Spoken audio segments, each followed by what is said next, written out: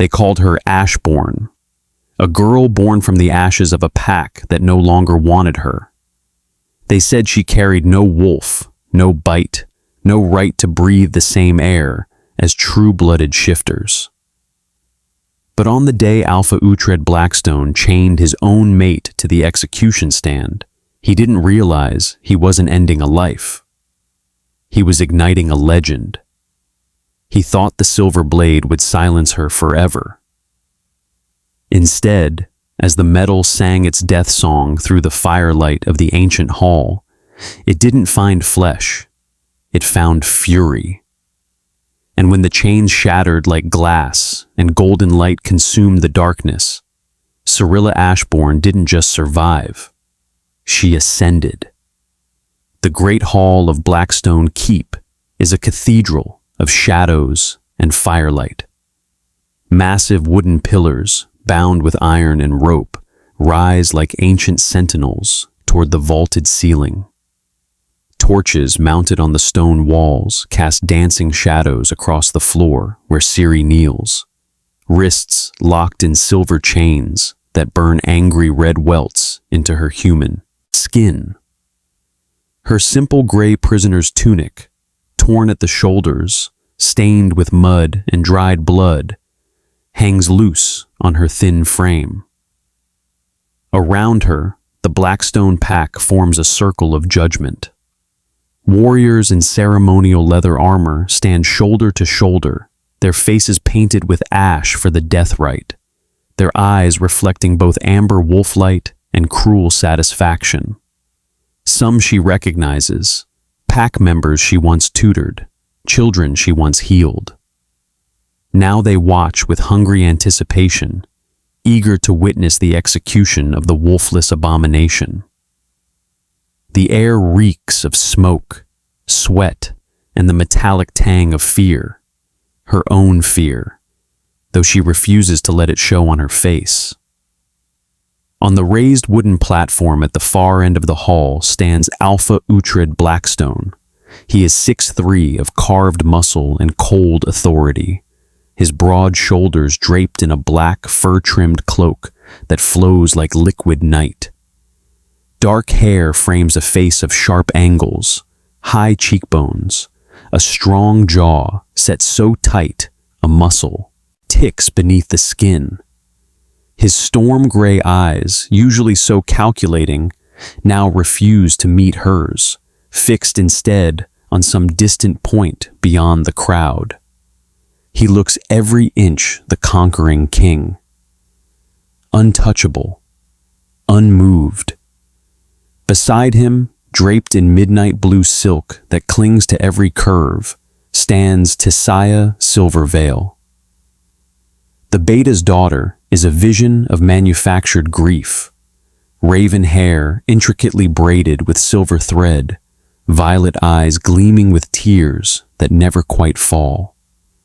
She clutches Uhtred's arm with one delicate hand, her fingers possessive, while the other brings a lace handkerchief to her perfectly painted lips.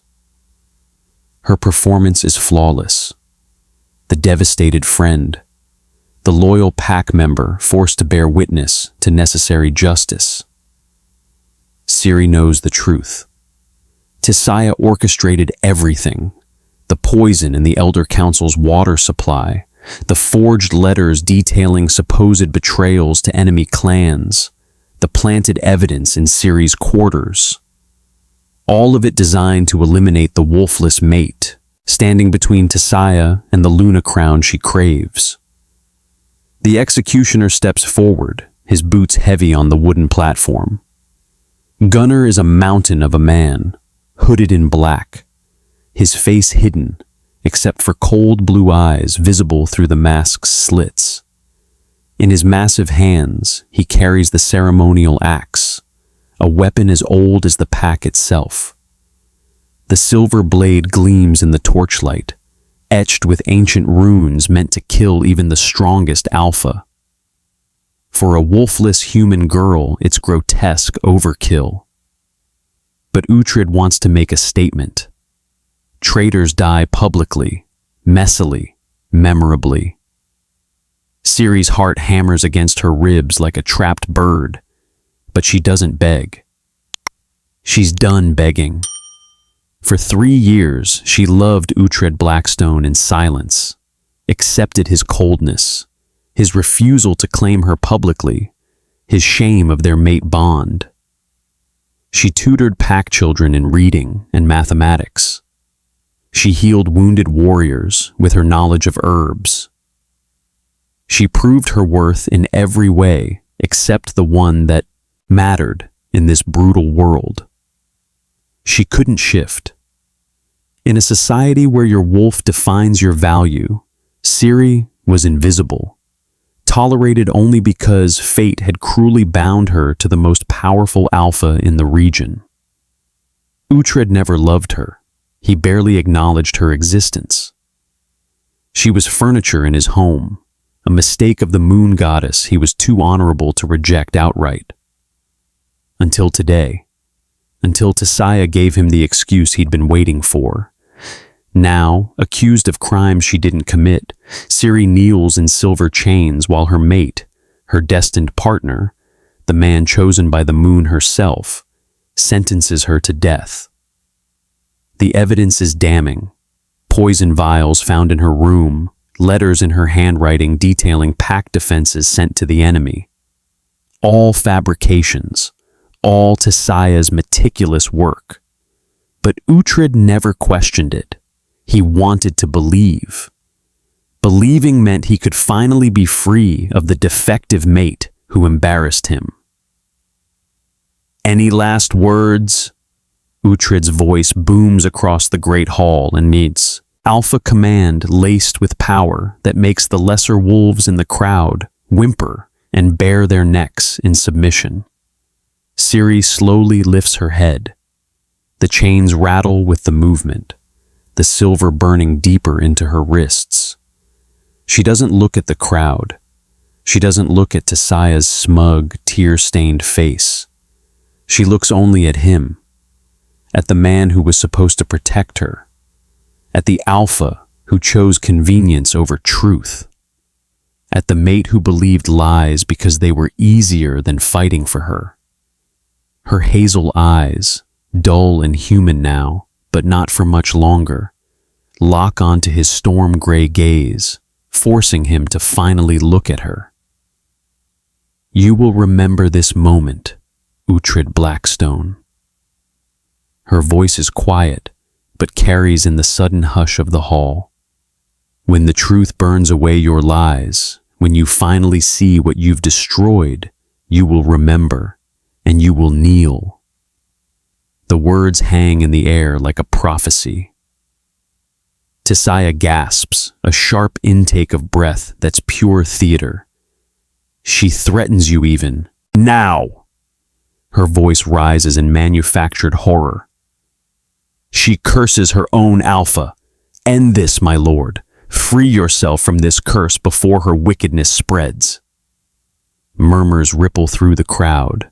Agreement, disgust, fear of the unnatural girl who won't submit even at death's door. Uhtred's jaw tightens. For a fraction of a second, something flickers in his eyes. Doubt? Regret?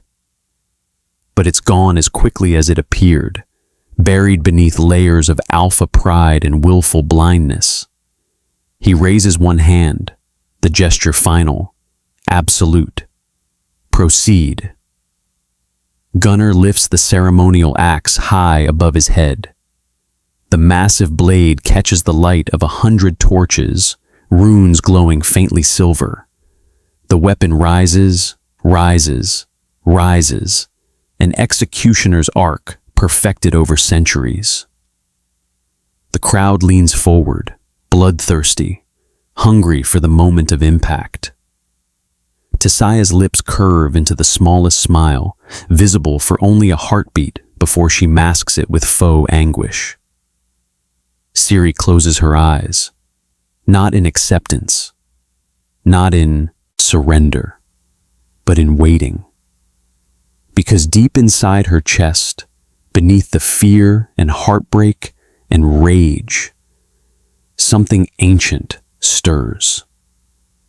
Something that has slept for 22 years, bound by seals she never knew existed, waiting for the moment when survival demanded its awakening. The axe begins its descent. The torches flicker as if blown by an unseen wind. The blade falls, and Cirilla Ashborn, the girl they called Wolfless, the mate they called a curse, the prisoner they called a traitor. She doesn't die. She detonates. The blade falls. For a heartbeat, the world holds its breath. The silver edge cuts through smoky air, descending toward the exposed curve of Ciri's neck, with the inevitability of gravity, of fate, of death itself. Then everything shatters. The impact never comes. Instead, a sound erupts, not quite thunder, not quite a scream, but something primal that vibrates in the marrow of every bone in the great hall. The axe blade strikes an invisible barrier 3 inches from Ciri's skin and explodes. Silver shards scatter like deadly rain, pinging off stone and embedding in wooden pillars. Gunnar staggers backward, staring at the splintered handle in his hands, his palms torn and bleeding. Light erupts from Ciri's body, blinding, golden, divine. It doesn't glow. It detonates. The silver chains at her wrists superheat, then shatter into molten fragments that spray across the stone floor, hissing and steaming. Ciri's head snaps back, her mouth opening in a roar that shouldn't be possible from a human throat. Her body convulses, bones cracking and reforming, with sounds like breaking tree branches, muscles expanding beneath skin that splits and reforms into something else entirely. The transformation is violent, beautiful, unstoppable. Where Cirilla Ashborn knelt, small, broken, condemned, now stands Solara. The wolf is massive, 10 feet at the shoulder, dwarfing even the largest alpha in the pack. Her fur isn't the gray or brown or black of ordinary wolves. It's spun gold, metallic, shimmering, tipped with white light that seems to radiate from within. It looks like she's wearing armor forged from starlight. Her eyes are twin infernos, molten gold with no pupil, no mercy, no humanity left in their burning depths. The aura hits like a physical blow. Warriors in the front row collapse to their knees, gasping, their wolves howling in submission inside their minds. The crushing weight of dominance, primal, absolute, older than memory, forces every shifter in the hall downward. Spines bend, necks bare instinctively. Even the strongest fighters, seasoned veterans of a dozen wars, find themselves prostrate on the cold stone floor, unable to resist the biological imperative screaming through their blood. Queen, apex, submit. On the platform, Uhtred stumbles backward, his legs shaking. His alpha power, the dominance he's wielded since he was 16, the force that's made him feared across 3 territories, means nothing. It's a candle flame before a forest fire. His wolf whines inside his skull, a pitiful sound of terror and recognition. Mate, queen, we failed, we failed. Tissaia's mask of grief shatters. The lace handkerchief falls from her trembling fingers. Her violet eyes widen in pure, undiluted terror as the golden wolf's burning gaze fixes on her. Solara's lips peel back from fangs like ivory daggers, each one long as a man's finger. The growl that rumbles from her chest shakes dust from the rafters. the wolf knows. Somehow, impossibly, she recognizes the scent of betrayal, of poison, of lies woven with silver thread. Solara takes one step toward the platform.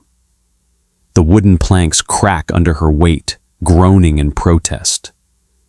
Tissaia screams, a high, broken sound, and scrambles backward, tripping over her silk skirts, all pretense of composure obliterated. But the golden wolf doesn't attack. Not yet. Instead, Solara throws back her massive head and releases a howl that shatters the remaining torches in their sconces. The sound is triumph and rage and freedom woven into something that transcends language. It echoes off stone walls, rolls through the crowd like a physical wave, and sends smaller wolves cowering with their ears flat against their skulls. Then she moves, not toward Uhtred, not toward Tissaia, toward the great wooden doors at the hall's entrance, massive oak reinforced with iron, designed to withstand siege. They might as well be paper Solara hits them at full speed, 10 feet of divine fury and supernatural muscle. The doors explode outward in a shower of splinters and twisted metal. The hinges tear free from stone with a sound like screaming. The golden wolf doesn't look back. She crashes into the night beyond, her luminous form disappearing into darkness like a falling star returning to the heavens. Silence falls over the great hall. Absolute. Suffocating. On the platform, Uhtred Blackstone stands frozen, his face the color of ash, staring at the destruction where the doors used to be. His hands tremble. His alpha authority, his certainty, his entire world, all of it lies shattered at his feet. And somewhere in the ruins of his mind, a single thought loops endlessly. What have I done? The forest blurs past in streaks of shadow and silver moonlight. Ciri runs, no, Solara runs, muscles burning with exhilaration she's never known. Every sense is amplified to impossible clarity. The whisper of owl wings overhead, the scent of pine resin and distant snow, the thunder of her own massive paws striking frozen earth. The power coursing through her veins is intoxicating and terrifying in equal measure. She doesn't know where she's going, only away. Miles pass.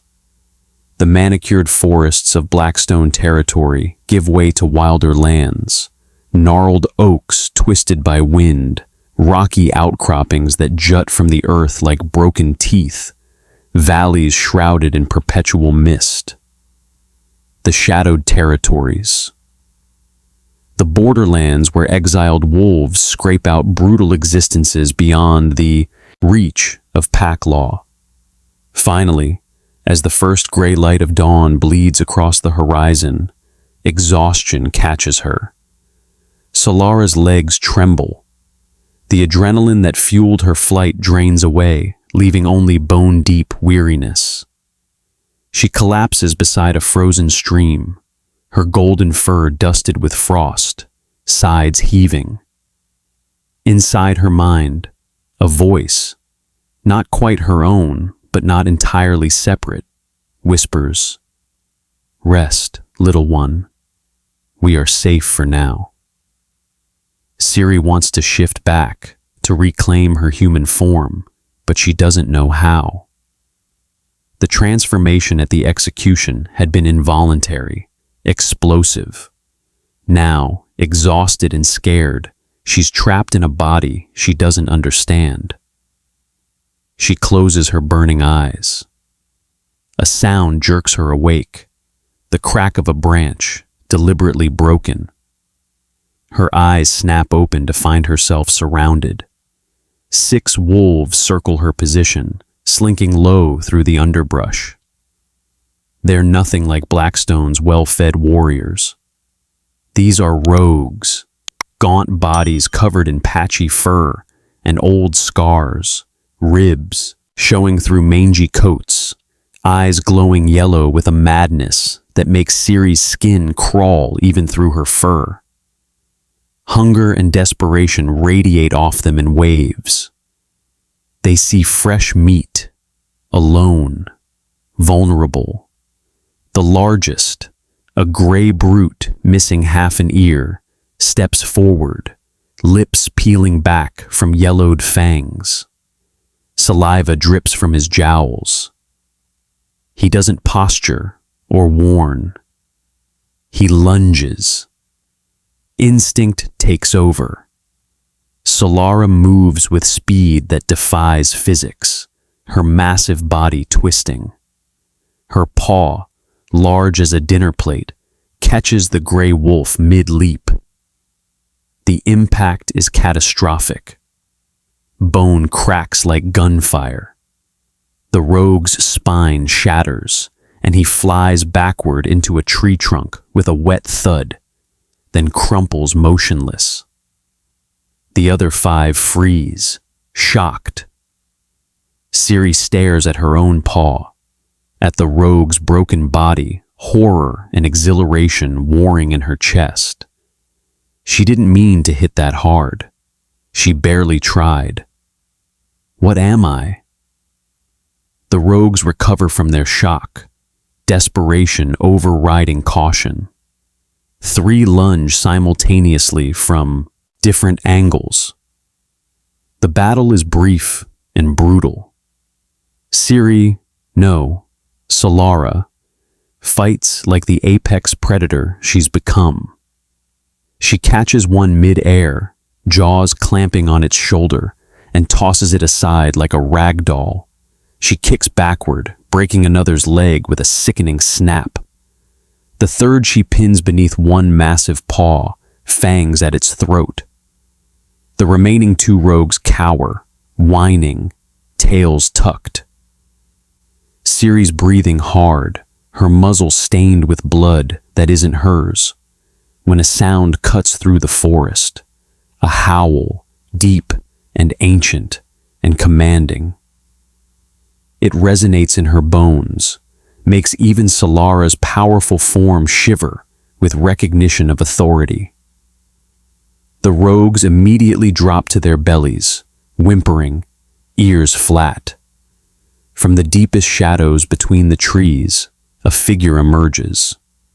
He walks on 2 legs, human, though power radiates from him like heat from a forge. He's tall, easily 6'5", with shoulders broad enough to block out the weak dawn light filtering through branches. Black leather armor, worn and battle-scarred, covers his torso. His hair is long and jet black, tied loosely at the nape of his neck. Scars map his exposed forearms, the terrain of 1,000 fights. But it's his face that holds Ciri's attention. Rugged, hard-angled, with a jagged white scar running from left eyebrow down to jaw, narrowly missing his eye. His eyes themselves are silver gray, sharp as blades, and they study her with an intensity that should feel threatening, but somehow doesn't.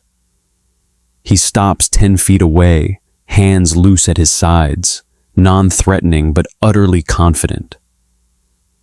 Well, his voice is gravel and smoke. The scouts said a star fell into my forest last night. They weren't exaggerating, Solara growls, defensive, exhausted, not sure if this newcomer is threat or something else. The man tilts his head, a faint smile playing at the corner of his scarred mouth. Easy, Your Highness. I'm not Uhtred Blackstone. I don't execute queens. The name sends a jolt through Ciri. This stranger knows who she is what she is. You're far from home, Golden One, he continues, taking a slow step closer. The cowering rogues don't move, still pressed flat to the forest floor. And you reek of rejection. Fresh, too. He tisks, shaking his head. Blackstone always was a fool, but to reject a legend, that's a special kind of stupid. Ciri feels something ripple through the air, not an alpha command, not dominance, but an invitation. A blanket of calm power that offers sanctuary rather than demands submission. Inside her mind, Solara whispers, dangerous, more dangerous than the boy alpha, but honest. The man stops just inches from her massive muzzle, looking directly into her burning gold eyes without flinching. You have nowhere to go, Cirilla Ashborn. Blackstone will hunt you, either to reclaim his mistake or hide it. The council will want you dissected to see what makes you special. He extends one scarred hand, palm up. My court isn't pretty, we're the broken things. But here, we don't break faith. He pauses, lets the offer hang in the cold morning air. I am Ivar Ravencrest, and I offer you sanctuary, Golden Luna. Under my protection, no alpha on earth will touch you. Ciri hesitates, her wolf form trembling with exhaustion and uncertainty. Trusting another alpha seems like madness, but something in his eyes, respect, not possession, makes her want to believe. Trust him, Solara urges. He doesn't want to own us. He wants to ally with us. Slowly, cautiously, Ciri closes her eyes and reaches for that place inside herself where human and wolf meet. This time, the shift is gentler. Light ripples across her form as bone and muscle reshape. In seconds, she kneels in the frost, human, naked, shivering. Ivar doesn't leer or look away in false propriety. He simply removes his black cloak and steps forward, draping it over her shoulders. The leather is warm from his body, smells of cedarwood and smoke. Welcome to the shadowed territories, Golden One, he says quietly, a slow smile spreading across his scarred face. Let's see if you're as formidable as you look. 3 weeks in the shadowed territories feels like 3 lifetimes. Ravencrest Fortress rises from the cliffside like a monument to defiance. Stone and timber structures carved directly into the rock face, connected by rope bridges and narrow walkways that overlook valleys perpetually shrouded in mist. Hundreds of rogues make their home here, and contrary to every horror story Ciri heard growing up, they aren't mindless savages. They're farmers, blacksmiths, healers, warriors, people who were exiled for crimes ranging from refusing arranged matings to speaking against corrupt alphas. Under Ivar's rule, they've found something resembling civilization. And Ciri? She's found hell. Again, Bax growls, his 7-foot frame looming over where Ciri lies gasping in the dirt of the training yard. Her ribs scream, her lip is split, blood from a cut above her eyebrow drips into her vision. She struggles to her feet, legs shaking. I'm the Golden Luna, she pants. I broke an alpha. You're a battery with legs, Bax interrupts flatly. Power without control is just noise. Now, again. He doesn't give her time to catch her breath. He lunges, not at full speed, she knows, but fast enough, and his fist drives toward her solar plexus. Ciri tries to dodge, too slow, and the blow lifts her off her feet. She crashes onto her back, the air driven from her lungs. From the shadows at the edge of the yard, Scotty appears, silent as smoke, her lithe frame deceptive. She's maybe 5'6", but Ciri's learned the hard way that size means nothing. Scotty can kill 7 different ways before you realize she's moved.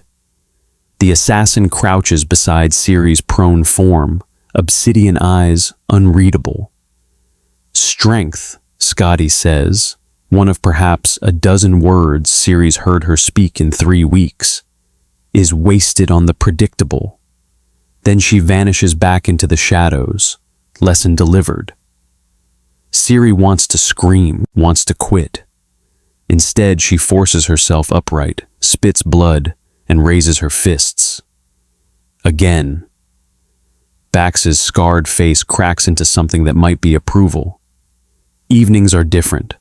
After training leaves her bruised and exhausted, Ivar takes over personally, not in the yard, but in a stone chamber lit by oil lamps.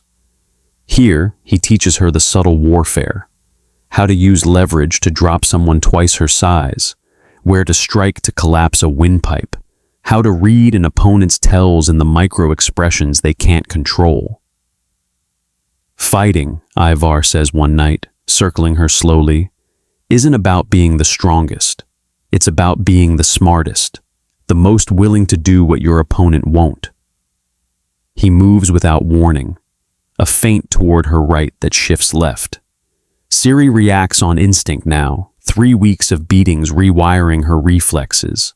She sidesteps, drives her elbow toward his ribs. He catches her arm, redirects her momentum, and suddenly she's pinned against the stone wall. His body presses against hers, not sexual, but utterly dominating. His silver-gray eyes bore into hers from inches away, his breath warm on her face. "Better," he murmurs. "But you telegraphed the elbow, your shoulder dipped. Against someone slower, you'd win. Against someone like me." He doesn't finish, doesn't need to. The heat between them is palpable, not just attraction, but recognition. 2 broken things finding unexpected symmetry. "You're not a victim anymore, Ciri," Ivar says quietly, his voice rough. "You're a weapon. Decide who you want to cut." Then he releases her and steps back, leaving her pressed against cold stone, breathless and aching in ways that have nothing to do with training bruises. The transformation isn't just physical. Ciri learns to shift at will now, human to wolf in seconds, smooth as breathing. She learns to suppress her aura to a whisper or amplify it until lesser wolves drop to their knees. She discovers the alpha command, that resonant tone that bypasses conscious thought and hits the wolf brain directly, compelling obedience. But more than techniques, she learns about power from watching Ivar. One afternoon, she witnesses him execute a spy, a wolf caught selling information about patrol routes to a rival territory. Ivar doesn't hesitate, doesn't lecture. One moment the traitor is on his knees, the next his head rolls across the stones. It's brutal, efficient, necessary. That same night, Ciri wakes to find Ivar's chambers empty. She follows instinct to the healer's quarters, where she finds him sitting beside a dying elder, a grizzled man named Torsten, who fought in the Great Wars decades ago. Ivar holds the old wolf's weathered hand, talking quietly about nothing and everything. The weather, old battles, what the man's grandchildren are learning in the pack school. Torsten passes peacefully just before dawn, not alone, because Ivar stayed. Ciri watches from the doorway, something in her chest cracking open. This isn't the cruel alpha she was taught to expect. This is complexity, ruthless when needed, tender when it matters, leading not through fear, but through vision and respect. This is what Uhtred could never be. She's falling, slowly and inevitably, like a stone dropped down a well. 200 miles away, in Blackstone Keep, Beta Fior Ironwood paces his alpha's study. Uhtred sits behind his desk, drunk again. The third night this week. The mighty alpha has become a ghost of himself, haunted by golden eyes and shattered chains. She was innocent, Fior says, not for the first time. The evidence was too perfect. Someone framed her. It doesn't matter, Uhtred slurs, staring at nothing. She's gone. She's what she became. I can't. It matters, Fior snaps, his patience finally breaking. Because whoever framed her is still here, still in your house, still... He stops, thinks, then turns and strides from the study, ignoring Uhtred's half-hearted protests. Tissaia Silverveil's chambers are in the East Wing, plush, expensive, befitting the Beta's daughter. Fior picks the lock with practiced ease, slips inside, and begins to search. It takes an hour, but he's thorough. He finds them hidden in a false bottom of her jewelry box. 3 vials of wolfsbane extract, purple as bruises. A stack of letters in Ciri's handwriting, too perfect, clearly traced. And a journal, leather-bound, detailing 3 years of careful manipulation. Love potions in Uhtred's wine to dull the mate bond. Whispers poisoning his perception. Murdered rivals made to look like accidents. Fior's hands shake as he reads. His wolf howls in fury. He takes the evidence and walks directly to Uhtred's study, kicks the door open, and slams the journal onto the desk. Read, he commands his alpha, and then decide if you're going to be a drunk feeling sorry for himself, or a king who fixes his mistakes. Uhtred stares at the journal. Then, with trembling hands, he begins to read. And in the shadowed territories, Ciri wakes to find Solara stirring restlessly in her mind. He's coming, the wolf whispers. The broken alpha is coming. Ciri sits up in her furs, looking out the window toward Blackstone lands, hidden beyond the mountains. Let him come, she says quietly. I'm not the same girl he condemned. The nightmare is always the same. Silver blade descending. Uhtred's gray eyes, cold and empty. The certainty of death. Except this time, when the axe falls, it doesn't shatter. It cuts clean through, and Ciri wakes gasping, hands flying to her throat to find it whole. She's trembling, sweat-soaked despite the cold mountain air filtering through the window. The pre-dawn darkness offers no comfort. She abandons her furs, wraps a cloak around herself, and climbs to the fortress ramparts. The view from Ravencrest spans miles, valleys draped in mist, forests stretching to distant mountains. Somewhere beyond those peaks lies Blackstone territory. Home. Except it never really was it? Can't sleep? Ivar's voice comes from the shadows. He emerges onto the rampart, 2 cups of something steaming in his hands. He offers her one, herbal tea she's learned, not the harsh spirits he drinks with his warriors. Nightmares, Ciri admits, accepting the cup. The warmth seeps into her cold fingers. Ivar leans against the stone parapet beside her, close but not touching. The execution? She nods. They stand in comfortable silence, watching the sky slowly lighten. Finally, Ivar speaks. The moon pairs wolves. Its biology, instinct, meant to ensure strong bloodlines. But she doesn't write your future, Ciri. That's yours to forge. Ciri looks at him. His profile is sharp against the dawn. Strong jaw, that jagged scar, hair loose around his shoulders. And what future are you forging? One where broken things build something beautiful. He turns to face her fully. I feel drawn to you, not the mate bond. I know what that feels like from watching others. This is choice. Recognition. But I won't pressure you through bond or command.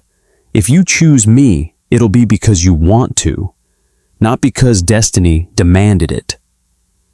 The honesty in his silver gray eyes steals her breath. This is what partnership looks like. Respect without possession, desire without demand. Before she can respond, something twists in her chest. Not pain, but awareness. The ghost of a bond that should be dead, stirring like a corpse given one last breath. He's coming, Ciri whispers. Ivar's expression shifts to something predatory. Good. Let him see what you've become. 200 miles away, Uhtred Blackstone's roar of anguish shatters every window in his study. Glass rains down as he reads Tissaia's journal. 3 years of manipulation laid bare in elegant script. Love potions, poisoned whispers, murders disguised as accidents. She destroyed his mate, his queen, the rarest creature in existence, and he helped her do it. Bring me Tissaia Silverveil, he snarls at Fjord. Now! Within the hour, she's dragged before him in the ruined study, still in her nightgown, violet eyes wide with manufactured fear. But when Uhtred throws the journal at her feet, the mask cracks. I did it for love, Tissaia spits, all pretense gone. Her beautiful face twists with venom. She was unworthy, wolfless, weak, pathetic. I would have been a perfect Luna. I would have given you strong heirs, commanded respect. You killed my mate. Uhtred's alpha command rocks the keep's foundations. I freed you from a mistake, Tissaia screams back. The moon was wrong to pair you with that defective. Uhtred's hand closes around her throat, lifting her off her feet. For a moment, murder blazes in his storm-gray eyes. Then, with visible effort, he drops her. Dungeons, he growls. Silver chains, no visitors. As guards drag the screaming Tissaia away, Uhtred turns to his assembled warriors. We march on the shadowed territories at dawn. Full strength. I'm bringing my mate home. Fjord steps forward, concern etched in his weathered face. Alpha, she's not the same girl. What she became. I don't care if she's become a goddess, Uhtred interrupts. She's mine. The bond can be repaired. We can fix this. Can you? Fjord asks quietly. After everything? Uhtred doesn't answer. His wolf is howling, desperate, guilt-driven mad by the realization of what he's lost. At Ravencrest, Ciri gasps as the sensation intensifies. Intent, purpose, the psychic echo of an alpha mobilizing for war. He's bringing an army, she says. Ivar's grin is all teeth. So am I. The borderlands stretch between territories like a wound, a clearing of trampled grass and scattered stones where no pack claims dominion. Today, it becomes a battlefield. From the south, Uhtred's army arrives like a conquering tide. 1,500 warriors march in perfect formation, their armor catching the afternoon sun in blinding flashes. Blackstone banners snap in the wind, black wolf on silver field, joined by the colors of allied packs who've answered Uhtred's call. It's an overwhelming display of force, meant to intimidate, meant to crush. At the front, mounted on a massive black warhorse, sits Alpha Uhtred Blackstone. He looks terrible, gaunt, hollow-eyed, his face shadowed by sleepless nights and bottomless guilt. But he sits straight, jaw set, with grim determination. Beside his horse, stumbling in chains and muzzle, is Tissaia Silverveil. Her expensive silks are torn and filthy. Her violet eyes, once so calculating, now dart with terror. She's his peace offering, his proof of justice. From the northern tree line, the response emerges. 400 fighters step from the forest's embrace, the rogue Covenant. They wear no matching uniforms, carry no gleaming banners.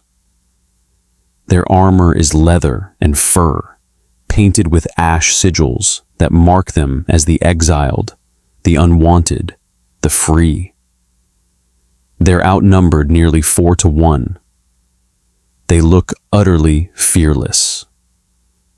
At their front walks Ivar Ravencrest, black leather armor, worn like a second skin, twin blades crossed on his back. His scarred face is set in a predator's smile. And beside him, Cirilla Ashborn. She's transformed beyond recognition. Fitted black leather armor with gold threading follows every curve, functional and beautiful.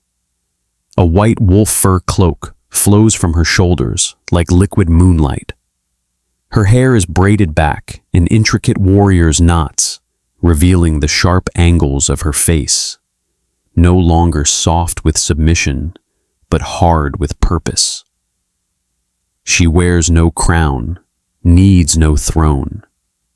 She looks like a goddess carved from vengeance and starlight.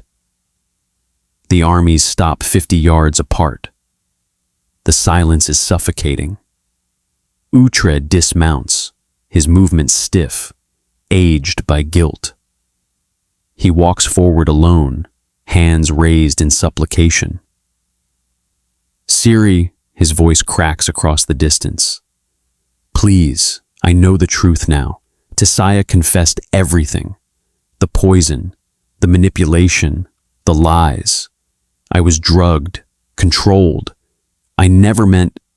You meant every word, Ciri interrupts, her voice carrying with crystalline clarity. No warmth, no forgiveness. You called me a curse at the execution stand. You rejected the mate bond in front of the entire pack. You didn't care about truth, Uhtred. You cared about convenience. And I wasn't convenient enough to defend. Uhtred flinches like she struck him. I was wrong. I was blind and arrogant, and... His voice breaks. He drops to his knees in the grass. This mighty alpha reduced to begging. I'll spend my life making it right. The healers say the bond can be repaired if we both consent. We can start again. We can... I don't want the bond, Ciri states flatly. The words land like a physical blow. Uhtred's face goes white. You don't mean that. It's him, isn't it? His eyes cut to Ivar with sudden venom. The rogue king, he's manipulated you, poisoned your mind against me. He treats me like a partner, Ciri snaps, her hazel eyes, no longer dull, but blazing, locking onto Uhtred's. You treated me like a stray ewe, pitied enough to tolerate. There's a fundamental difference. Uhtred's desperation curdles into anger. He rises, his alpha power flickering around him like heat shimmer. I won't leave without you. If I must drag you back to Blackstone in chains and lock you in a tower until you remember who you belong to, Ivar steps forward, his presence radiating lethal intent. You'll have to go through me, boy. Uhtred's eyes flash alpha gold. His wolf surges beneath his skin, eager for violence, desperate to reclaim what it lost. With pleasure. No. Ciri's hand presses against Ivar's chest, stopping him mid-stride. She doesn't look at the rogue king. Her gaze remains fixed on Uhtred, and in her eyes burns something ancient and merciless. He's mine, she says quietly. Behind Uhtred, his army shifts uneasily. They remember the execution. They remember the golden light and shattered chains. Some of the older warriors begin backing away. Uhtred stares at her, seeing her truly for perhaps the first time. Not the wolfless girl he tolerated, not the convenient mate he ignored, the queen he created when he tried to kill her. So be it, Uhtred growls, already reaching for the shift. Ciri smiles. It's not kind. So be it. Uhtred strips off his ceremonial armor with shaking hands, letting the pieces fall to the trampled grass. His shirt follows. Underneath, his body is still powerful, carved muscle and alpha strength that's won 100 challenges. His wolf ripples beneath his skin, eager, desperate. When he shifts, it's fluid and practiced. Bones crack and reform. In seconds, a massive black wolf stands where the man knelt, 9 feet of pure predatory power, alpha prime in his element. His amber eyes gleam with confidence and barely contained violence. He's never lost a challenge, not once in 15 years.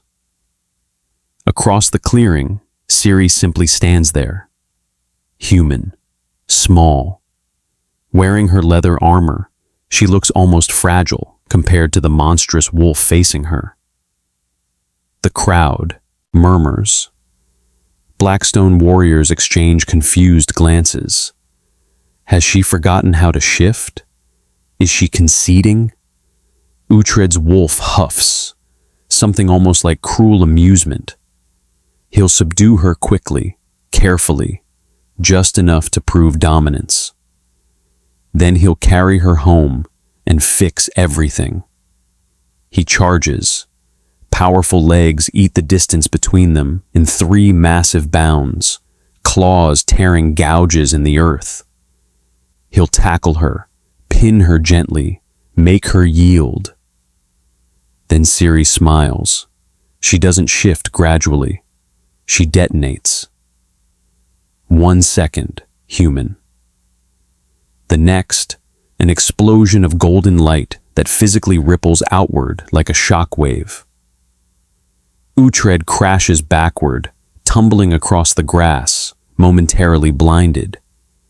When his vision clears, his wolf brain struggles to process what stands before him. Solara rises 11 feet at the shoulder, impossibly massive, dwarfing even his alpha prime form. Her fur doesn't just shine gold, it glows, metallic and luminous, tipped with starlight that seems to radiate from within. Her very being, her eyes are twin infernos, molten gold with no pupil, no mercy.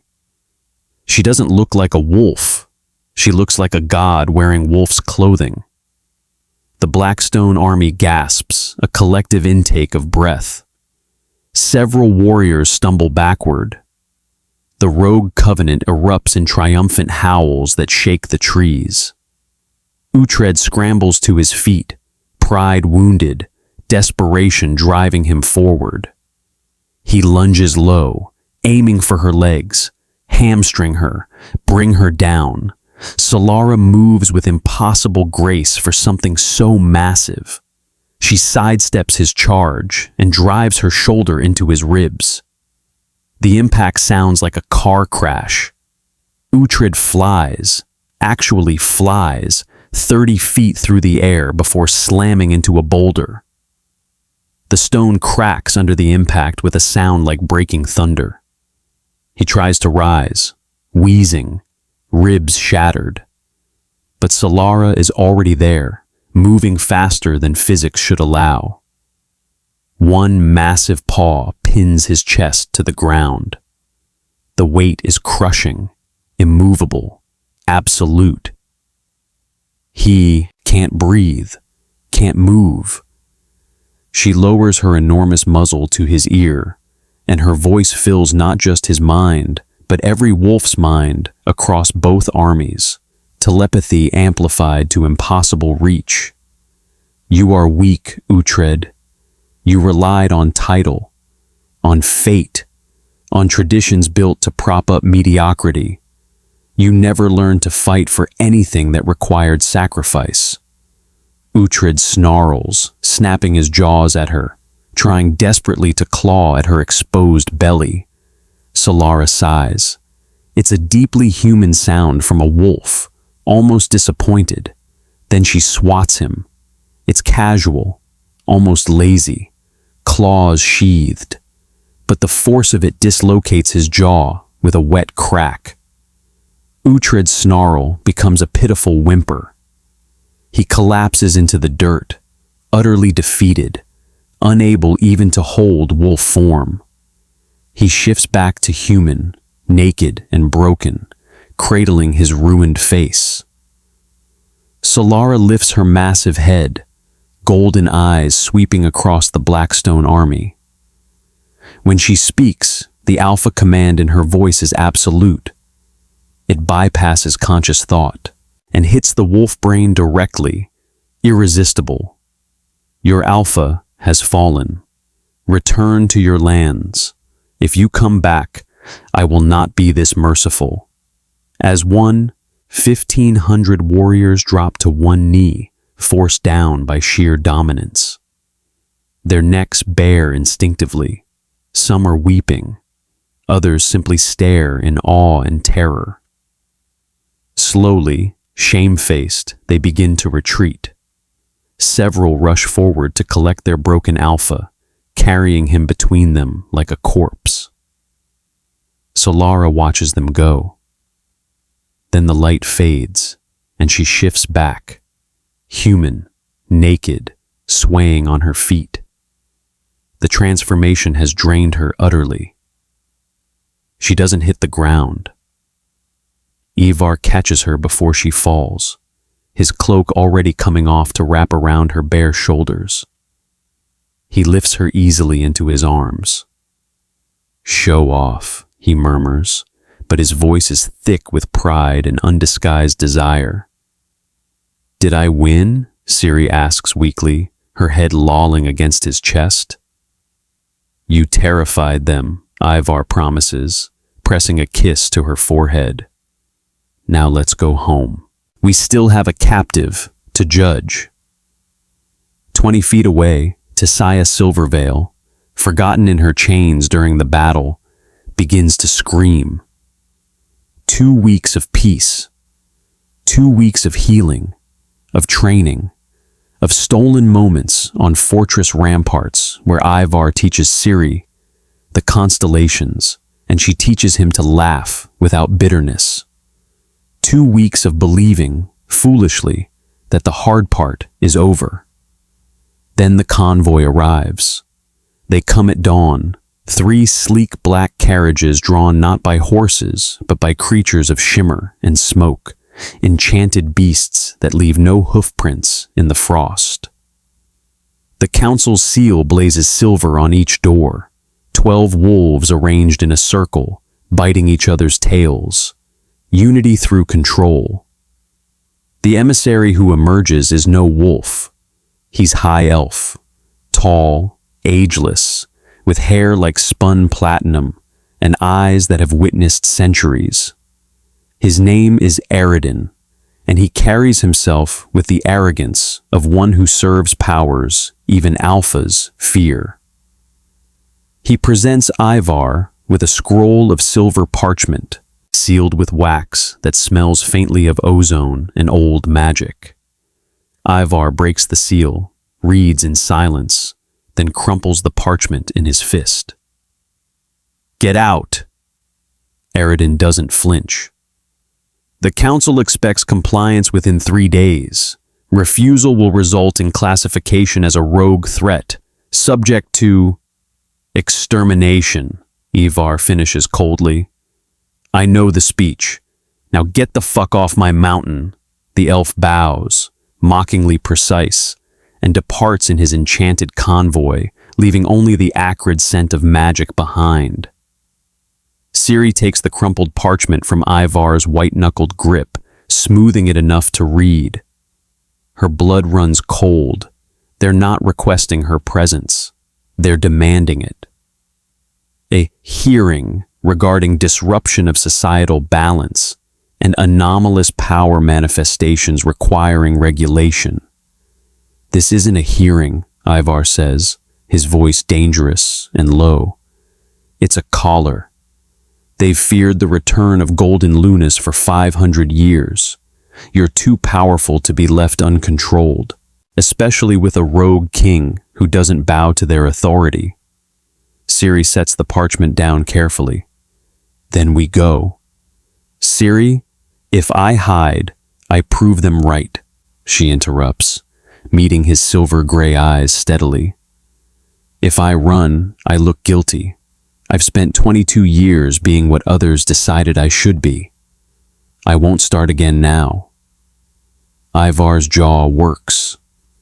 For the first time since she's known him, she sees fear flicker across his scarred face. Not fear of battle or death, fear of loss. "They'll try to take you from me," he says quietly. Ciri steps forward, cupping his face between her palms, feeling the rough texture of his scars beneath her fingers. "Let them try. I didn't survive Uhtred's execution stand to submit to a council of old men who've never bled for anything they claim to protect." Something fierce and desperate blazes in Ivar's eyes. He pulls her against him, kissing her with bruising intensity, not claiming, but clinging. When they break apart, both breathless, he presses his forehead to hers. "We go together," he murmurs, "and if they try to cage you, I burn their fucking citadel to ash." They depart the next morning with a small guard, Fior Ironwood, who arrived at Ravencrest a week ago, unable to serve an alpha, too broken to lead. Bax, whose massive frame and brutal efficiency make him Ivar's first choice for dangerous missions. And Scotty, who moves through shadows like smoke and kills with surgical precision. The journey takes 3 days of hard riding through mountain passes and coastal roads. As they crest the final hill, the citadel rises before them, a palace of glass and white marble perched on sea cliffs, catching the sunset in blood-red reflections. It's beautiful and sterile, built to inspire awe and submission in equal measure. They're expected. Guards in silver armor escort them through marble corridors lined with ancient tapestries depicting the council's greatest victories: wars won, rebellions crushed, order maintained. The message is clear. We are eternal. We are inevitable. You are temporary. The grand chamber is circular, vaulted ceiling lost in shadows. 12 thrones sit on a raised dais in a perfect circle, each occupied by an alpha of legendary power. These are the rulers of rulers, wolves who've held their territories for decades, some for centuries. Their combined dominance should be crushing. But Ciri walks in with her head high, Ivar at her side, and refuses to feel small. In the center of the chamber, waiting like a ghost haunting the scene of his crimes, stands Uhtred Blackstone. He looks better physically, jaw healed, body washed and groomed, dressed in formal black attire with the Blackstone crest. But his storm-gray eyes are hollowed out, lifeless, the gaze of a man who still breathes but no longer lives. When Ciri enters, those dead eyes snap to her with sudden, desperate hunger, a drowning man spotting distant shore. Behind him, pale and trembling but unshackled, stands Tissaia Silverveil. She's been brought as a witness, her violet eyes darting between the council members with barely concealed terror. The head elder rises from the central throne. Aurelius is ancient beyond reckoning, his skin papery and translucent, his eyes milky with blindness that somehow sees everything. When he speaks, his voice carries the weight of centuries. Cirilla Ashborn, he intones, each word falling like a judge's gavel. You stand accused of harboring biological weaponry, your own anomalous existence, within an illegal territory governed by exiled criminals. You have rejected your fated mate, destabilizing pack bonds throughout the region. You have assaulted an Alpha Prime in open combat. You exist in violation of natural order. He pauses, letting the charges hang in the air like nooses. We offer resolution. Submit to council authority. Allow your power to be bound and studied. Return to your fated mate to restore proper hierarchy. Or, his blind eyes somehow find her across the distance.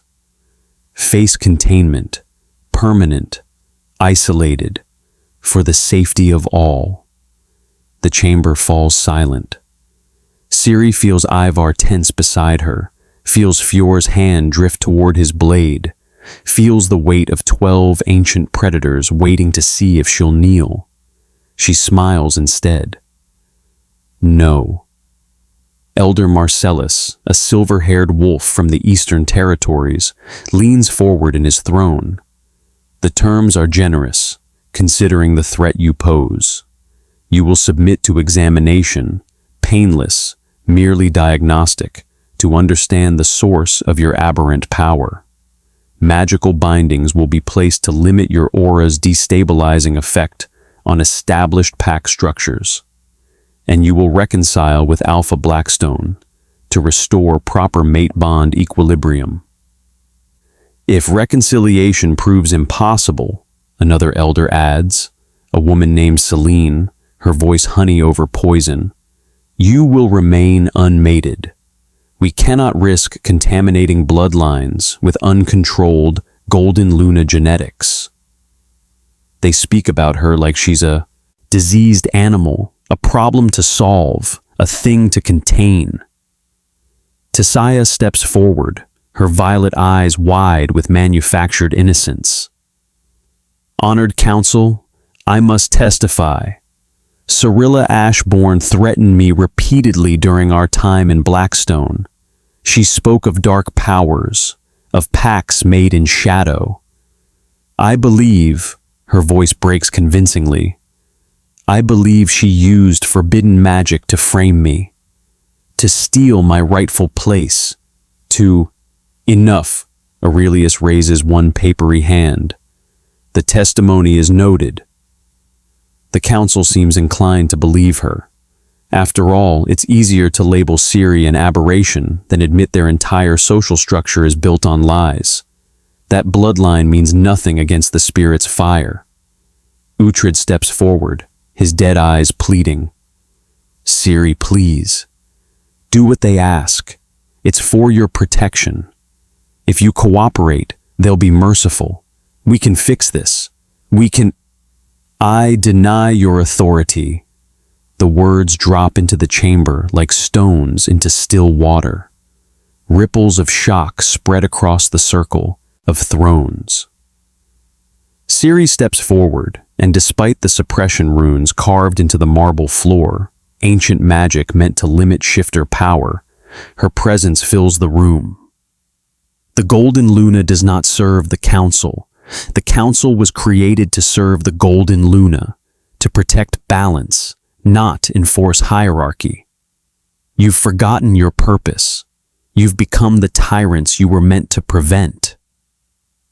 Aurelius rises, his ancient face contorting with fury.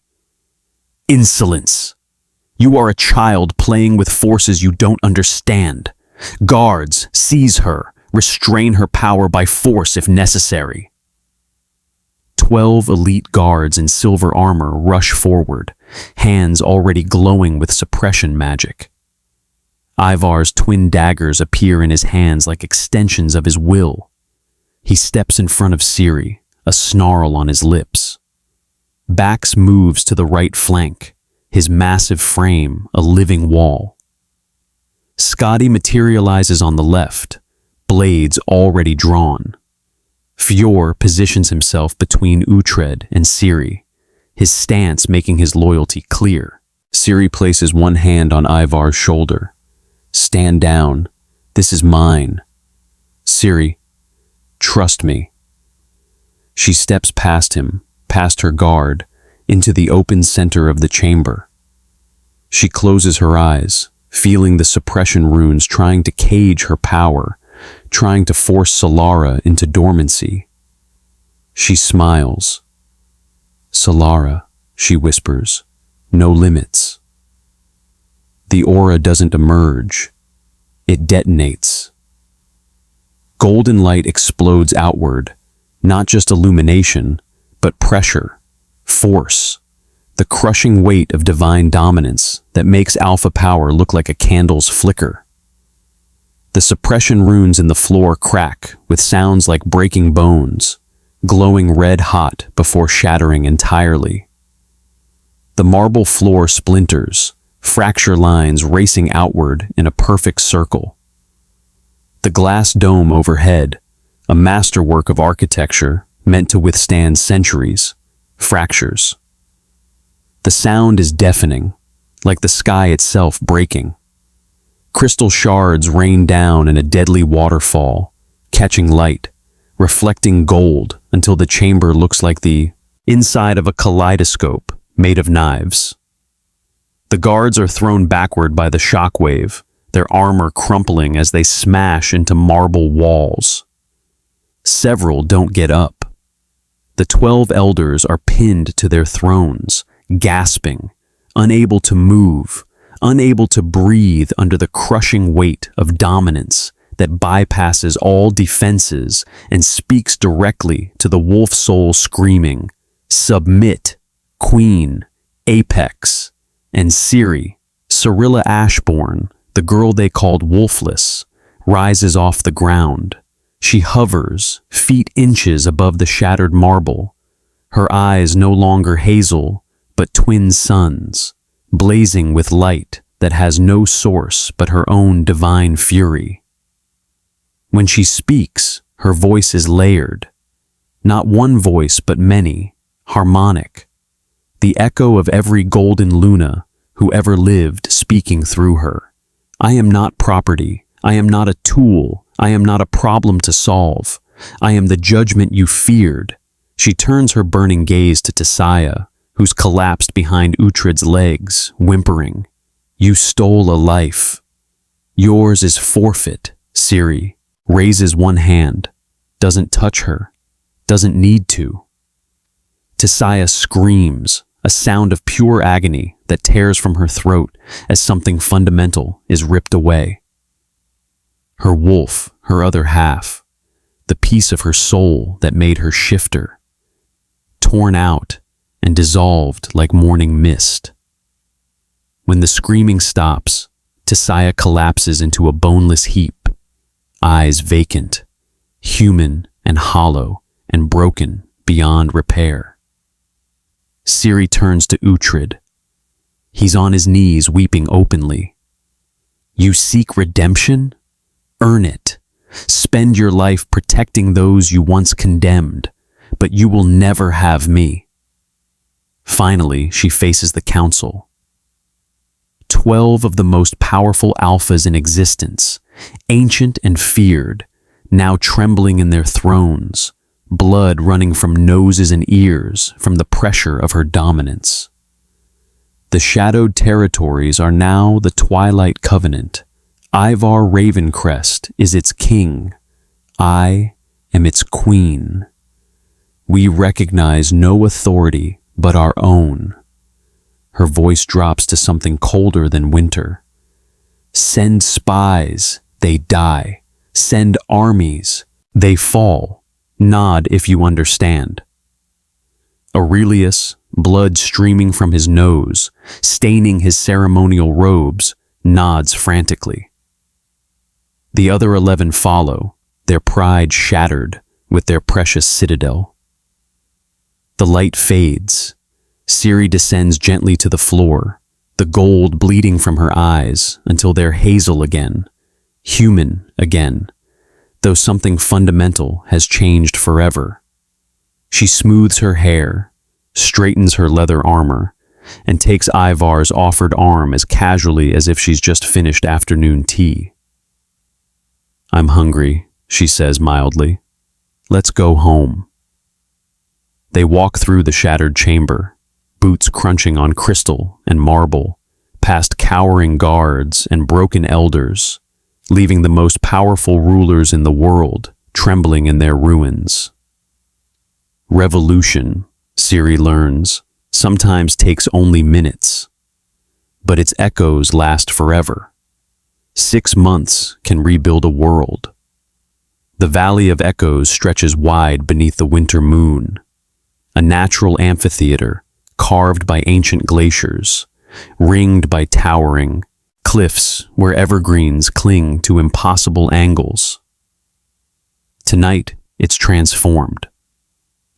Thousands of torches line the valley floor in spiraling patterns that mirror constellations, banners in gold and black, the colors of the Twilight Covenant snap in the cold wind.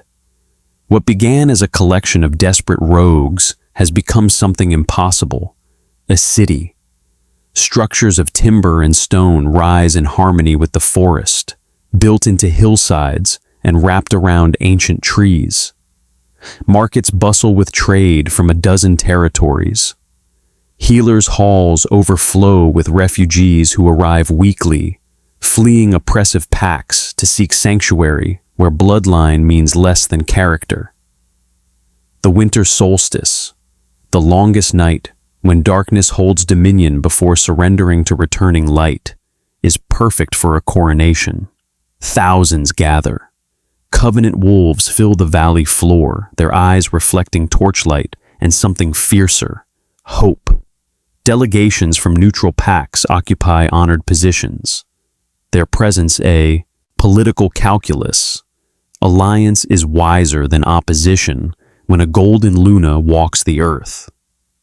Even representatives from former enemy territories stand witness, their fear carefully masked as diplomacy.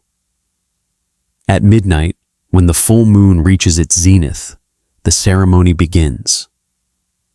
Ciri emerges onto the natural stone platform that serves as the valley's heart. She wears a gown of gold silk that moves like liquid metal, catching light with every breath. The fabric was woven by craftsmen who fled the Eastern Territory's brutality, their skill finally valued.